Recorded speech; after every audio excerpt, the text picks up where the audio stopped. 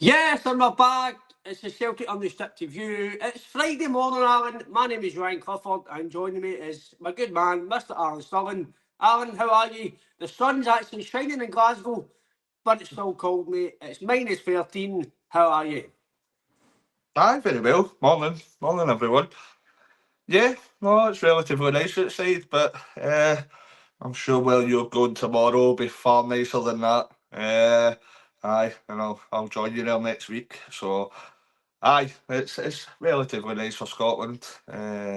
Obviously a decent win for Celtic the other night, but for a kind of Will Scales mistake that was discussed the other night in quite a lot of depth with yourself. So, yeah, looking forward to the game tomorrow, and uh, hopefully we get the 3 points. It's just about kind of ticking boxes from now on, one game at a time until we finally get declared as kind of league champions, you'd say. Yeah, just a few comments, mate. And James joins again as usual. And hope you're well. Morning, Ryan. Alan did the chat. P. McLaughlin, he says, hail, hail. Guetta Grip. I hope that's David Guetta joining us. Hope you're well, mate. Hope you're well. And we've got Craig Get a grip, McLean. Ryan. Craig McLean. Hail, hail. Yes, like you said, Alan, good performance all night. I'll obviously touch on your opinions for the night, what you thought of the game, etc. Yeah. But first of all, what we will do, me and JP were actually too busy chin wagging the other night, the other day, sorry, in the morning. Obviously, the live draw. Again, thanks to anybody else who joined the live draw, the bonus ball. That is obviously the signed Joe Miller top. That is all full, so I will do the draw. It will be on my laptop that I've got here. And I will obviously show you it when I do it live right now. I'll do it now and I guess it out the way. So again, everybody who has joined the live draw, thanks a lot to us and yourself. It will be a good prize for whoever wins. So again, it's number 1 to 50, and I have got it on my laptop here, so I will show you live. I'm just pressing spin at the moment. If you can all see it, I will press live spin, and we'll go for that. All the best, folks.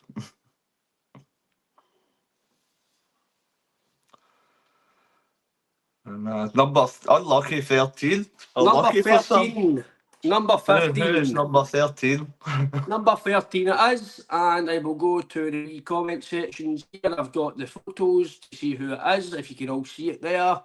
So that doesn't matter there, not 13. And number 13 is Stevie. Oh. There we go, Stevie. Well done, mate. There he is. There he's there. Stevie, you have won, mate. Well done. Fantastic. Hope you're happy with that, mate. Fantastic, mate. Well After done, the mate. podcast, mate, if you want to contact us, we can get your details and stuff, and we'll get that delivered to you, mate. So well done. Not lucky everybody else who's joined in. But again, it's all part of the fun, Alan. It's a good. Obviously, it was fantastic to get that donated for us, mate. So again, well done to Steve. Anybody who took part. Unfortunately, great prize for a fiver, unfortunate, but yeah, well done to Stevie. Steve, well done, mate. Well done. Obviously JP was in. He says, good morning, lads. Best of luck. I don't know what we done. What did we do, Ange? Oh, right, forgetting to the live draw. Aye. That's my foot in the live draw. I agree with Ange. Anybody, no matter what you do. Aye, like JP says there, Stevie. If you can get in touch with us after the podcast, mate, or if you want to message JP while we're live, at the moment, we can get that sorted, mate. So yeah, well done, Stevie. Fantastic.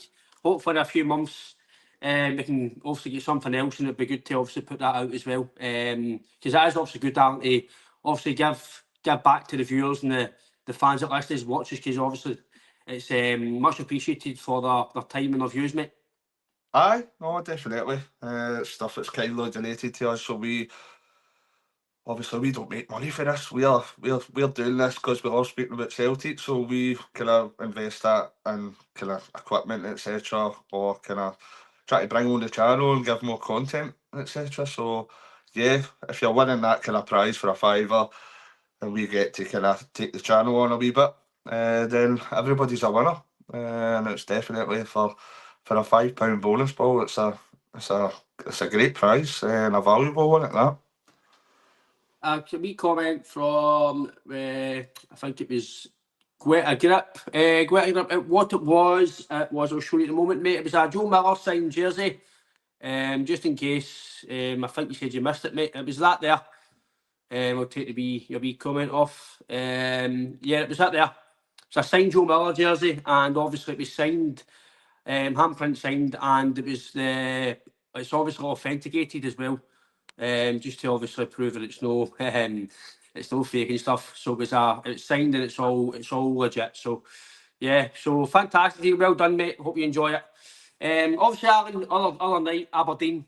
What was your thoughts? Obviously, 5 goals. I was a wee bit not happy at the goal, but again, that's just you want perfection, and I wanted a clean sheet of 4-0. But then you go and get the 5th goal. So, but overall, there was some of the play was pretty decent. I thought the first half, 15 minutes, I thought we weren't great. I thought Aberdeen could have got a goal or two, but after that, I thought it was pretty comfortable. And then scoring 5 goals at home, Alan, it's no easy. It was. I don't know if you agree. I don't know if we kind of deserved to score 5 goals. I think we played relatively well, but when you watch that game, do you go, "Oh, it's a 5-1"? I don't know. I'm glad we scored 5 goals, no doubt about that. But I think we played really well in patches. It wasn't maybe the complete performance, shall we say? You obviously spoke about the first part of the first 20 minutes or so, maybe. But at the end of the day, as I said earlier, it's kind of ticking boxes now, and I think that was a fairly decent performance. We obviously touched on kind of Maeda's instrumental again towards our victory. He's looking kind of unplayable at the minute.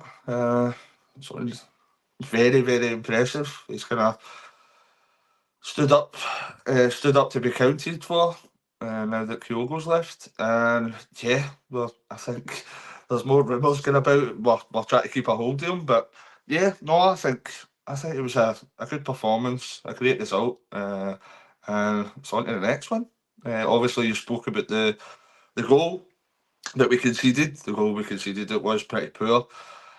The defending was kind of left to be desired, shall we say. I think that's the nicest way of putting it. I think Liam Scales has to do a lot better than that there. Don't think Casper necessarily covers his self-glory either, but for me, that should be cut out right away for Scales. If the defenders that we require at that kind of level shouldn't be making mistakes like that. But luckily, it didn't cost us any points. We still get kind of 5-1 comfortable victory. So it's try and learn for it basically and move on to the next one. Morning, Rob. Hope you're well, mate. Yeah, I thought the first 15 minutes, Alan, would like Rob says there, we looked a wee bit vulnerable in the first 15 minutes. Again, was it because it was just take it up to speed again, obviously after the defeat at Hibs? I don't know, but like you says, mate, overall, once we kind of got over that first 15 minutes, it was pretty comfortable. Maeda, mate, for me, he's different class. It's weird how technically he still does things you're like, Jesus Christ, mate, like, what you doing? And then he does that, what he done against Rafe Rovers, it's frightening, mate. He's a pure 1 minute you're like, Jesus Christ, he's running out the park, and then next minute he's banging goals in for fun. And the thing I like about him, Alan, is it's not just the fact that he's scoring goals. He's scoring goals because he's in the positions where a striker should be. That's obviously I played up front myself when I was playing. I'm retired, gone now, but I'd have loved to be playing in that team. I'd have loved to be in the number 9 in that team, because all you need to be is in the position, be for the penalty box to the 18-yard line, or for the 6-yard box to the whatever they tell you where to go now. All you need to make sure is the wingers are getting told, listen, get the ball in the box, and that's their job done. And as a striker, you're getting told, be in that distance spot, or be in a position. If you're in that position, then if they don't get the ball to you, then that's not your issue. You're there for the goal. You're there to try and get the goal. And for me, mate, it does that in abundance. I think the most important thing we see about Maeda, and I don't know if you agree, I think most of his game is just instinct. I think when he gets too long, he kind of think about something. That's when he kind of makes a hash shape, makes a mess of something. I think when he just kind of he makes that instinct run, he makes that kind of first time shot, that first time finish. It's unbelievable, and I think he's just got that, as I say, that instinct in his head, and the runs, the ground he's covering, and as you say, he's improved his kind of finishing, and the final parts of his game, shall we say, the business part of his game. You see him kind of with assists, with goals, whereas maybe under Ange he was a bit more wasteful, shall we say, in front of goal. But he's definitely his conversion rate when working under Brendan, it's massively, massively improved. And we obviously thought that Brendan says when Kyogo left that he doesn't really prefer kind of Maeda playing through the middle, but my God, no, I think he's definitely changed his mind. We all thought that it was kind of Maeda that was going to step up to the mark and claim that position as his own. But it's been the complete opposite. You've got Dyson Maeda that you're even looking at next year. Right? Obviously, we think we're going to bring in a striker or two next year in the summer. But really, do we move Dyson Maeda out of that position now? I'm not so sure because he's making such an impact. I don't know what your thoughts are on that. If we would move him, but he's making such an impact just now.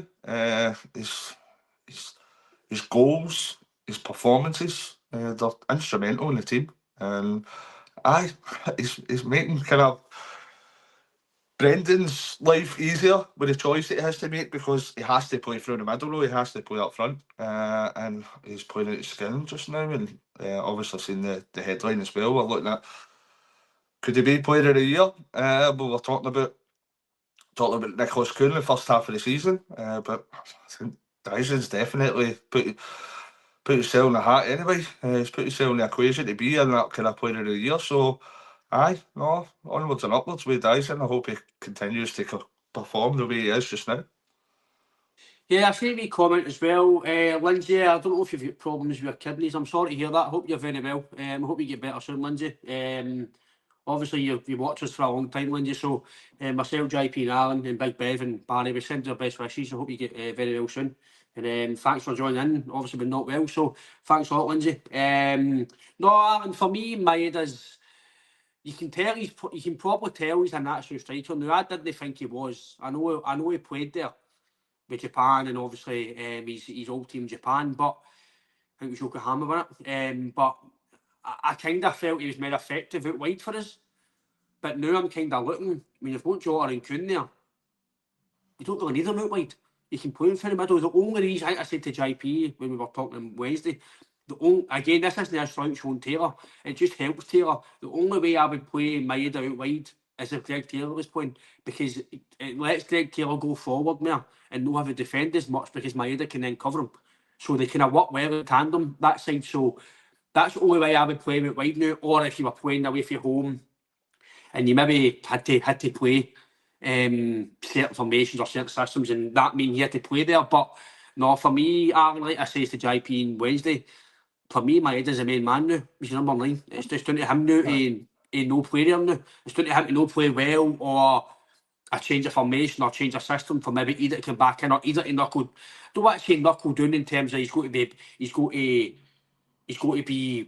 I don't know. He's got to do it all different, but he's got to maybe, if it means work harder or score goals when he's playing again after the bench. I don't know what he's got to do, but he's obviously got to do something more to be the number 9, because he's obviously expected to be the striker down. He's been bought for big money. The wee man's left. Kyogo, he's thinking, right, I'm the man now. And Maeda's come in and went, no, you're not. And again, it's not a slouch leader. It's just the fact that Maeda's come in and he's scored goals. And when you score goals, as much as your play might not be the best, or it might be brilliant, it might not be. But if you're scoring goals because you're, it's the same as he did, right? See if he was scoring every week and his outside play wasn't great. Like I say to JP on Wednesday, you wouldn't notice it as much because he was scoring goals. But if you're not scoring goals and the outside of your play isn't great, you kind of notice it more. But with Maeda, he can defend, he can attack, he scores goals, he tackles, he covers the ground. He's got a bit of nastiness in him. I still think you will buy another striker worth a good bit of money.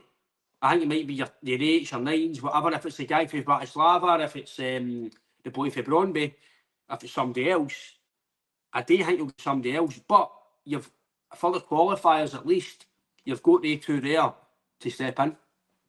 No, definitely. You're looking at either. Everybody sees the game differently, but for me, he's definitely underperformed to the level we require at Celtic. Sad to say.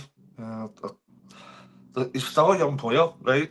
I don't know if it's just me. Sometimes his attitude kind of comes across as if he thinks he's the kind of main man and he can't be dropped and all that. I don't know. Maybe I'm well off it. But the fact of the matter is that when Kyogo left, and everybody was thinking Maeda's going to step up. It hasn't. Maeda's come in, took that position. I think the majority is, and the manager thought previously that Maeda's best position was down the wing.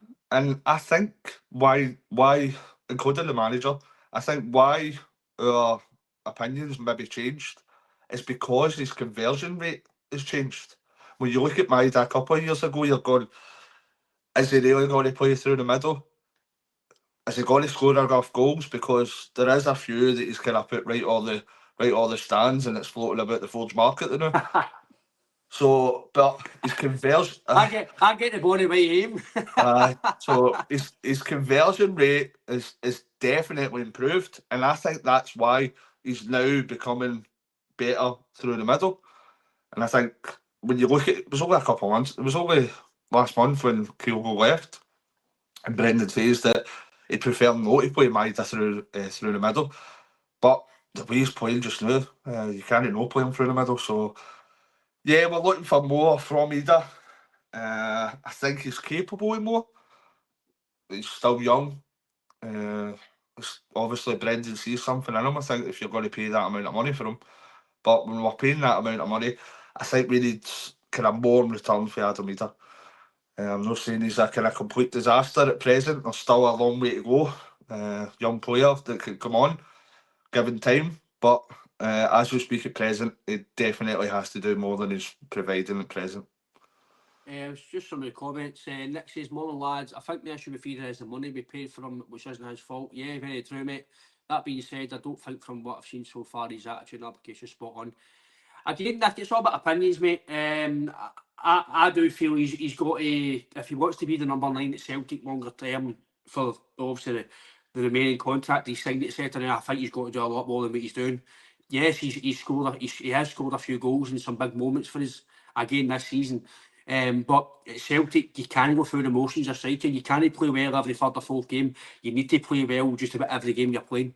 If you're not scoring goals, you need to do everything else on about. He did do well when he came on against Aberdeen. He was chasing, he was harrying. So if he continues to do stuff like that, then listen, he'll definitely get a lot of game time, and he will obviously but that should be happening off the bench. It should be happening when you're playing all the time. I do think I agree with you. I do think that potentially he's got all the attributes to be a top striker.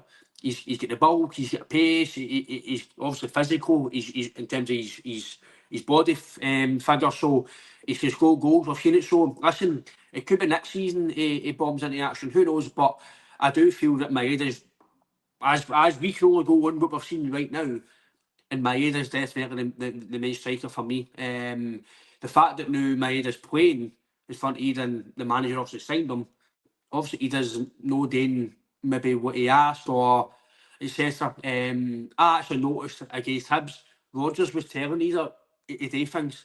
He was telling I was him. shouting. I've seen that a few times. And for me, a striker at Celtic, you shouldn't be told where to go, and that's what you learn, and that's what you're coached at training. You're told where to run, when to go here, when to run, and when to trigger the press. You're told what to do, but you should be known at that. You should be known at that level. But again, this is known. This is known. He does this or that. This is just on Maeda. Maeda probably is the main man, Alan. And I do feel that the longer he scores goals, the more he'll obviously be starting. A good question for that, but I think he's quite right here. I think we've probably seen it. We've lost effectiveness off the bench with Maeda, Kuhn and Jota playing. Ida has the goals in the Champions League. He won't get better without playing 60 minutes every game. No, I agree with you, Rab. I think Ida seems to be, for me, Alan, Rab says that I think Ida, maybe I don't know if it's his body type or his fitness or the way he is. I think some players need to play all the time. Some can no play, and then like Yang, sometimes when Yang plays, he's no great. But then off the bench, he's like prime Neymar. So maybe that's the sort of thing that Yang is. I think I said to JP Wednesday, maybe Yang's just a better player off the bench.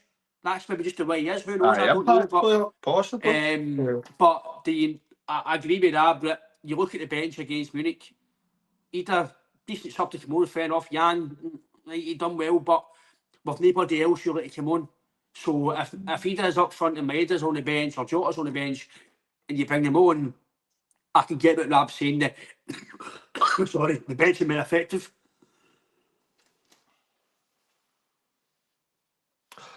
You're right, mate. Still there, you're mute. Aye, on you go, sorry, on you go, mate. No. Aye. I don't want to kind of criticise Celtic players. We're not about to do that. We want to be positive, but I think my man Maeda, he's skiving more than my good friend JP. You know what I mean?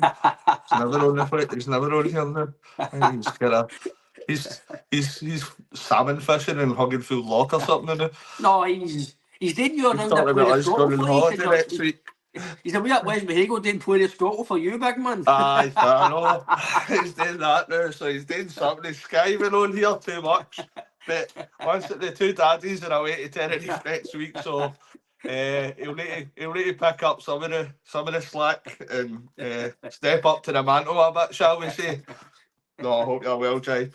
We're only kidding you on, but cheers for taking that Scotto shift off me, mate. No, we had a wee there was something that came into my head there when you were speaking about there was comments about his attitude as well.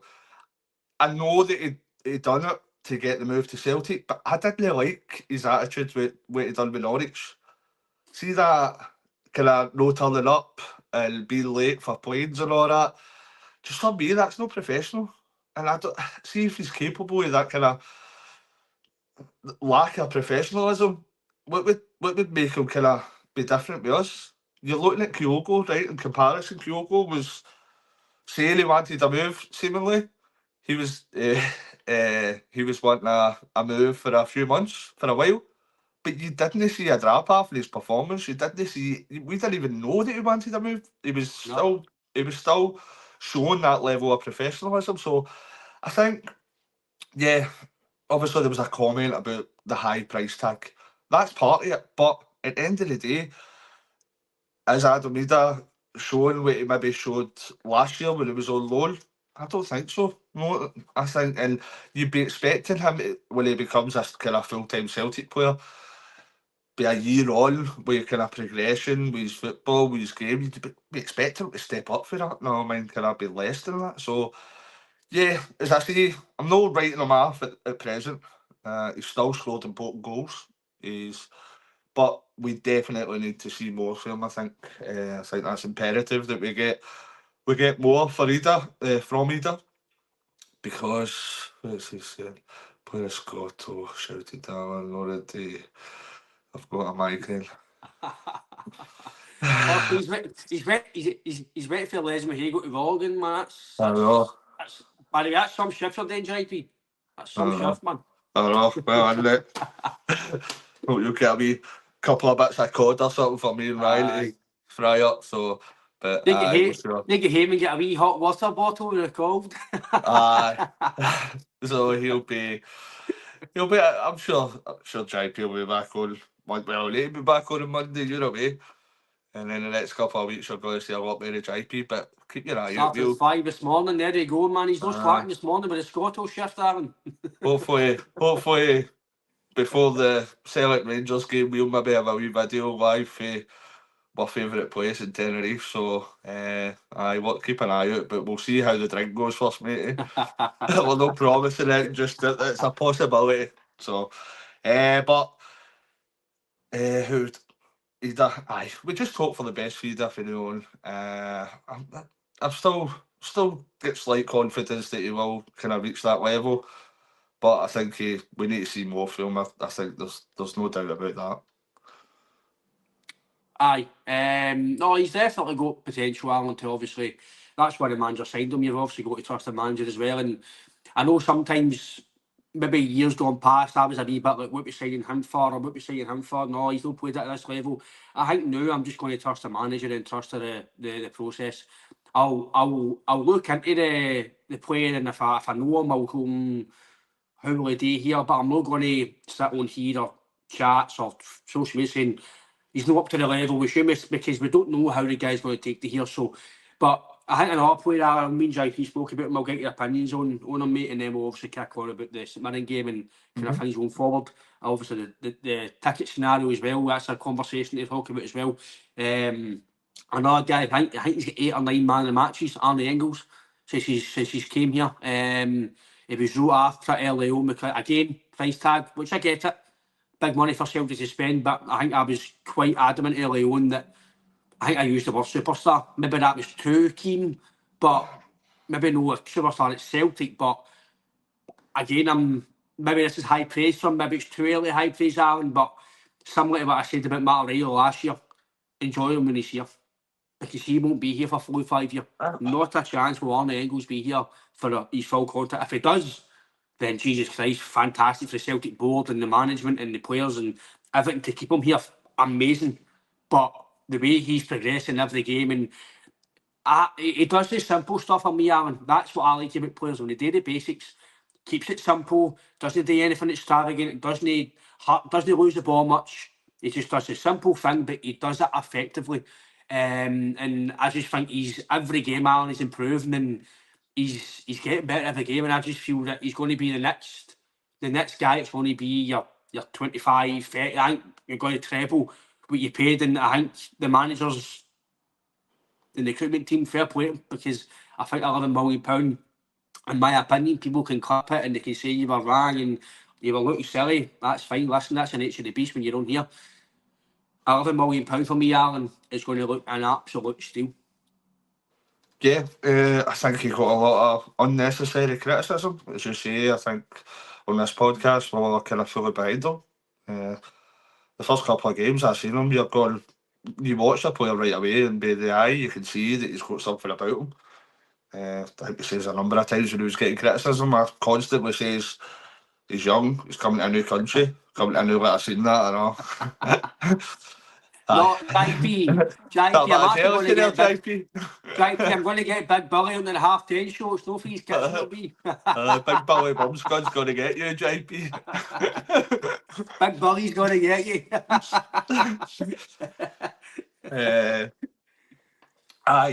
No, we are on the Engels. I think I say continually, you can see there's ability there. With by the eye, in my opinion, you're looking at Eda's price. Can I see there's proper ability to match up to that price tag? No. Did I see it with Engels right away? I think so, because you can see somebody's got ability. They can see their technique, skill, the way they kind of play the game, basically. So it's a young player. It's adjusting to a new country, a new club, a new style of football, a bigger club, shall we say, as well. So I say continually, I thought that we would see the best there on the Engels to near the end of the season, and I think we're starting to kick into that point. Touch wood, but I think touch wood, but I think that we are going to start seeing the best of him, and I think you're probably right that we will find it hard at some point if he continues the way he's playing. That will be happening, JT. That will be happening. It'll be on the Engels. So I can always see his kind of trajectory going upwards, and let's hope he's here for at least a couple of years and we get to kind of enjoy him playing football, because as we speak just now, he is a very integral part of our team. I think that's the midfield three, Alan. See, obviously, I think me and JP spoke about it the other night. The other day, sorry. Do you feel that obviously Greg? Listen, I know Greg Taylor wasn't in the squad due to his partner having, well, I think she's labour. I don't know if the baby's been born yet, but again, fantastic for Greg and his family. Congratulations to him and his partner. I hope everything goes well and both mother and baby's well. When obviously that happens. But I think obviously in terms of when it looks at nothing signed yet with Greg Taylor. I'm assuming if he stays with Celtic, it'll be a last minute thing. It'll be done end of the season. I think he might be going to pastures now. I might be wrong. But if so, he will still play at the end of the season, but in parts of the season. But I do feel, for me, Jeffrey Slip's shown that he's probably a better player as it stands at the moment. His experience for me, especially in Munich, was different class. He knows his body language. He knows when to show down the line, when to show inside. He just looks a very experienced player. When he is, I think he's 33 now. He's an experienced campaigner. He's no make silly mistakes. Listen, they all make mistakes. But the thing, like you say, William Scales, someone made a mistake, goal. But Jeffrey Suits make mistakes. But like I said, me and JP spoke about Wednesday. Guys like Vickers and that, they make mistakes, but because it's no coming to anything, it's not getting highlighted. You still say, listen, that was the great way done, etc., etc. But more often than not, some players make mistakes and it gets highlighted because they concede fit or it goes to a poor free kick that leads to a goal. That's the only reason why these mistakes are highlighted. But I just feel, what's your feelings on the rest of the season, Alan? Do you feel, obviously now we've only got, I think it's a game every week now. I don't think we've, apart from maybe the old cup game might pop up with the semi-final, etc. The majority is going to, if we obviously beat Hibs, that is, I think the majority is just one game a week. It will be until we get to the split. When you get to the split, apart from there's the a split. couple of So midweek games. do you think until then it's just players from the team? I.e., my opinion is it's Michael, Johnson, Vickers. The Bayern Trusty was a wee bit wobbly, but the fact that Liam Scales hasn't come in yet when he's made mistakes tells me that he's the main man next to Vickers. I think Schlupp is at the left back. Your midfield three's Engels, Hatate and McGregor. And it's Maeda, Kuhn. I'm talking about June, 5 minutes summer already. Kuhn, Jota and Maeda, mate. And you've obviously got you've obviously got some guys off the bench. He did come off the bench. Yang, Forrest come back as well. Hopefully soon, so it's another option. So what's your take on that, mate? Yeah. I think it's most likely that Greg Taylor's going to leave, and I think that's probably already been decided. Not a chance that's happening. I think it's probably most likely decided already. I think Greg Taylor's probably decided to move on. Whether that be because of wages or a new challenge, etc. But I think with Jeffrey Sloop, it's not exactly flashy, but it just seems to do. It doesn't make many mistakes, is what I'm saying. It just seems to do all the tidy things pretty well. And it definitely, for my opinion, it looks like an upgrade. I'm just saying about, a comment for Rab being this. It's not about comparing. I'm not trying to have a go at either, but I think you can compare kind of the impact that players have, like between kind of like Ida and Engels. When you look at, it's clear for everybody to say that he does not made the same kind of impact that Engels has got, and that's saying black and white because Engels is consistently in the team. He might not be getting the game time either, but that's for a reason. Because there's plenty of times that he's been able to kind of step up to the mark. Said, we're number one striker leaving. So that was the prime time for Ida to step up to the mark. So he's obviously not showing the manager that he merits that first team. He merits 3 minutes. So that was my thinking on that. I don't want to go all grun. Aye, but I would definitely think that you're talking about the team. It's that same team that started against kind of the second leg in Bayern Munich. I think that has to be the team going forward. I think a couple of the positions are seeing that that's definitely our strongest side. You look at off the bench, there was a comment earlier, we maybe not be as strong, but I think you've got Bernardo's still out, he's got a few weeks to go, you've got Forrest coming back as well. They two will contribute as well part of the season. So, yeah, for me, you're spot on. I would go with the exact same team for the remaining games. I think barring injuries or suspensions, I think it should be that same team.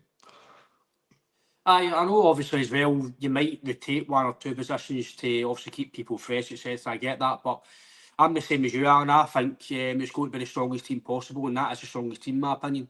Bernardo gets back fit. He is at listen. I think Bernardo's a cracking player. He's just unfortunate that Engels has been signed, and Engels is, in my opinion, tremendous.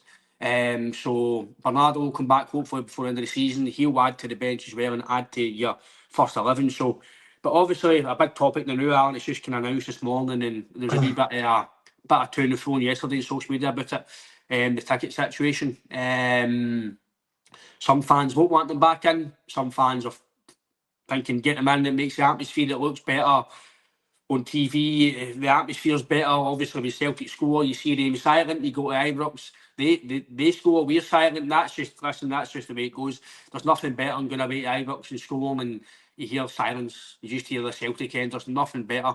They'll share the same about our stadium. What's your thoughts on that, Alan? I think it's near 3,000 they'll be getting at Celtic Park if it all up with the looks rate is going to go through. I think you'll get, is it 2.5 roughly, something like that, maybe at Ibrox for the last game after the split. So what's your thoughts on that, mate? A lot of fans will be, no, don't want them back, get them away, we don't want them. And then there were some fans thinking, no, it's good for the atmosphere, it's good for the spectacle, it's good for the atmosphere, it's the way a derby game should be. What's your thoughts, mate?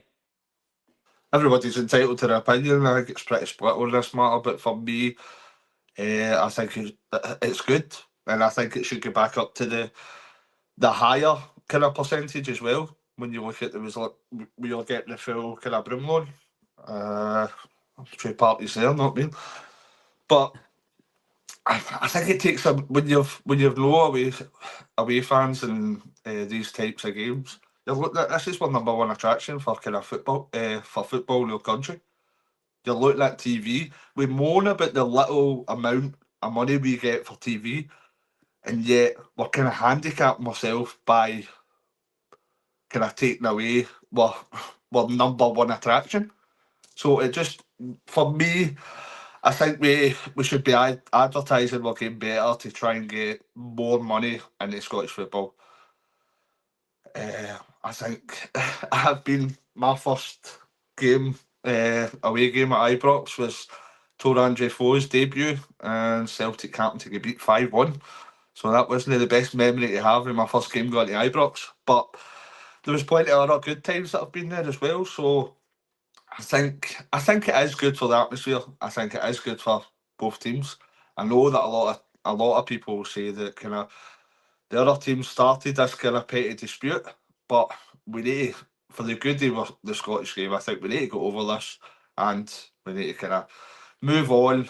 And whether that be kind of between 2,000 and 3,000, it's better than nothing for me. I think it's always better to see kind of an away support of some kind of volume in the ground. What's your thoughts on the matter, mate?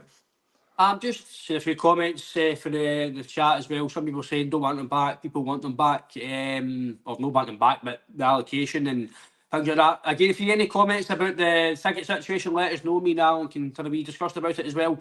For me, Alan, I want it back kind of for the atmosphere, but I would rather it back to the way it was. It just looks better. Listen, but like you say, mate, it's better than nothing. I'd rather have it. But again, it's got to be totally well policed. Like sometimes Celtic fans have went to Ibrox with the 800, 750. You're getting scalped with pies and bovrils and batteries. That can't happen. You should. Listen, I know it's a derby game, but why would you throw things? And listen, I've been to Ibrox myself and I've seen it, so I know it happens. So nobody say it doesn't happen because I've seen it happen myself. And it'll happen the other way around. No, that's what I'm saying. It's the same with Celtic. Nobody, listen, go to the game, listen, we all know the fans don't like each other, right? Simple. But what makes you, same as Celtic fans as well, what makes you throw pies and batteries and just, have a bit of abuse, singing songs and I get up these and listen, fine, no bother. But don't throw things. Like, obviously with the netting as well at Celtic Park, that should obviously prevent that, I hope as well, Alan. So, as long as it's well organised and the fans are they're in, they're out, everything's all done, then that's fine. But I'm like you, I would prefer the full allocation. Good comment for JP as well, that as a norm when you see these games, no half and half, but away end, home end, that was the way it was. You've seen the green, white and gold, green, white, whatever you want to call it, Celtic. You've seen the red, blue and whatever you want to call it for him. So that's what you've seen. That's what you've seen at the games. And you've seen it in, obviously, in my derby when I think Hibs got a lot of the stand. Aye. Aye. You're playing each other quite a lot in comparison to the other teams. And you've seen when Hibs scored, I think Hibs scored an equaliser or the one, you see all the fans, and it's a brilliant spectacle. But I can see why fans don't want it. What you say is they started it. People say that, no, listen, we all know why. Edward ruined them, made them great, and they thought, we're not having Celtic celebrate anymore. They can say what they want. That was why. That's what happened. And ever since then, they've been petty through it. Oh, no, we'll give you fan season books now, so Celtic can't sit there. And so, listen, get it done, get it dealt with. It's dealt with now, hopefully. Hopefully they can start getting more fans in and not just 2,000, 3,000. Get it back to the way it was. Will it be able to happen? Probably no. Because then their fans will need to get up their season books as well, and maybe your fans might need to get up tickets. So, but overall, Alan, I'm glad it's back because it then gets fans back into see the games for maybe our end. I mean, to go to Ibrox, fans might want to go and they might miss the atmosphere at Ibrox. They might miss Celtic no winning at Ibrox, etc. So, but I'm half and half on it. Especially when you've no fans going to Celtic Park. It's just our fans and it's just a party atmosphere, especially when you win. But when you go to Ibrox, there's no fans. But our players are used to that now. So, but overall, Aaron, I don't know how you feel overall, but overall, I'm 50-50 on it. I'm no bothered. But I'm kind of glad in a way that the atmosphere is going to be back in terms of the home and away section, and that is the norm, as JP says, and that is the way we were brought up. So it kind of should be the way it was. I think I'm 100%. I think it's the way it should be. Just think there maybe should be more fans. And when you look at the positives for my good friend and my sponsor, Alec Beveridge, it's easier for him to kind of fill up his cup. See his bottle that he puts these certain tiers in. So he just has to cross the road. He'll be able to fill that up, no bother when the supporting fans are coming. So the tiers will be gladly appreciated by my good friend Mr. Alec Beveridge. Oh no, Alan, the buggy!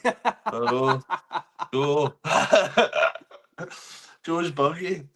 Aye. It's Miss Lawson. The sandwiches, way! Joe's a steak, mate!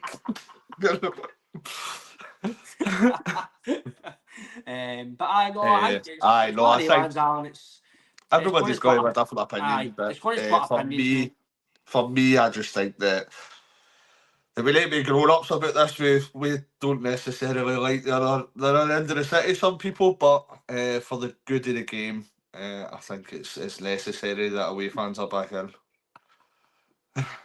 Plastic plants, she was walking plastic plants and cutting acetoph in the back. But obviously I'll sit there in tomorrow. I'll hopefully see a bit of the game, but I'll just be landing hopefully in Tenerife at that point, so I might not see the game. But hopefully. Will your arms not be sore? We're that flying. What's that? Your arms not be sore? We're that flying. I'll be. I'm taking Reece Stevie the duckweights, man. He's gone with so. But no, like I said, hopefully I'll come off the plane and hopefully I can see the game. If not, I'll hopefully come off with a win. But what's your thoughts of the game, Alan? Obviously, St Mirren obviously beat them across the water recently, so they'll be hopefully trying to do that at their own park. It's always can be stuffy at St Mirren due to the way they play, and they can be physical as well. Steve Walsh has done a cracking job there, considering the budget that they've got as well. So, are you expecting any changes? Or are you expecting the strongest team possible, like we've just mentioned? I think it will be the strongest team possible, the one that we think will go forward with. It's always I think it's always usually a difficult place to go. I like Stephen Robinson, I like the way he kind of, he's always well organised, his teams. He's always, they're well drilled, hard to break down. It's very effective at the job he's doing. When you look at St Mirren just now, they're kind of fighting for, I think they're only a couple of points off the top six. I think they're sitting in seventh, so we're running out of games, so they'll be kind of really looking to pick up as many points as possible. If we turn up with that kind of team, I think that we should be winning that game. But it's one of the ones that kind of can be banana skins when you're kind of going away to St Mirren. You know how, as you say, stuffy they can be. So, we'll need to be on our game tomorrow. And if we are in our game, I think that we will pick up the 3 points. But it's not going to be an easy 3 points. I think it's maybe one of the games you look at in the fixture list and go, travelling there isn't always the easiest, shall we say? No, like she's obviously with big Aaron, she made changes and obviously you beat as well there and stuff. So listen, these results can happen.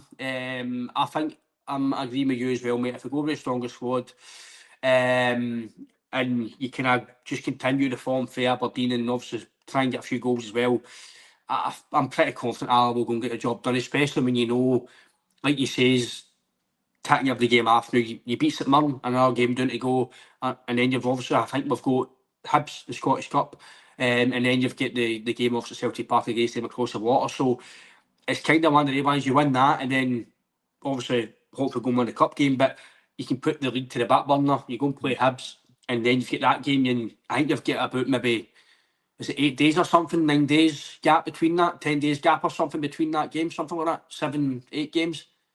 The 9th to the 16th in it, so 7, 8 days gap between the Hibs game and It's only a week. The 9th to the 16th. It's Sunday, it's Tuesday, Sunday now.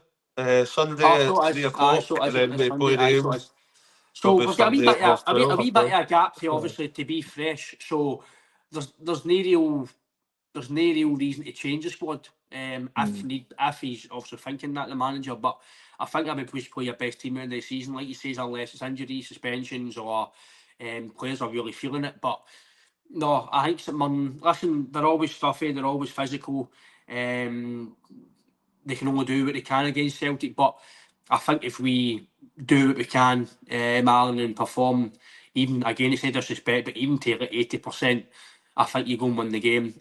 Good point as well for P. McLaughlin. Hibs are at the 14 unbeaten now, 15 unbeaten, something like that. So they'll obviously come out the Scottish Cup game with high hopes as well. I think they've applied for more tickets as well. I think 7,000 tickets I've seen. That's applied for as well. So I think Celtic give them 2,000 odds, and then they've wanted more.